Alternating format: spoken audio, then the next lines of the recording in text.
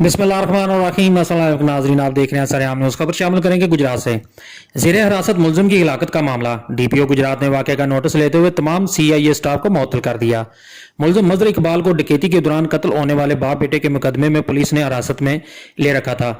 گزشتہ راز ملزم کی طبعیت خراب ہونے پر ہسپتال منتقل کیا گیا تھا۔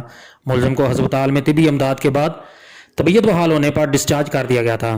ملزم کی دوبارہ طبیعت خراب ہونے پر پھر ہسپتال منتقل کیا جا رہا تھا، جو اسی دوران دم توڑ گیا۔ مظہر اقبال کو سی آئی اے پولیس نے دوہرے قتل کے مقدمے میں گرفتار کیا تھا، جہاں باق ہونے والے ملزم کا پوسٹ مارٹم کروایا جا رہا ہے۔ ایس پی انویسٹیگیشن کی سربراہی میں ایک اعلیٰ سطحی کمیٹی واقعے کی مختلف پہلو پر تفتیش کر رہی ہے۔ پوسٹ مارٹم رپورٹ میں موصول ہونے پر موت کی اصل وجہ کا تعین کیا جا سکے گا۔ واقعے کے ذمہ داران کے خلاف سخت قانونی کارروائی عمل میں لائی جائے گی۔ ڈی پی او گجرات عمر سلامت۔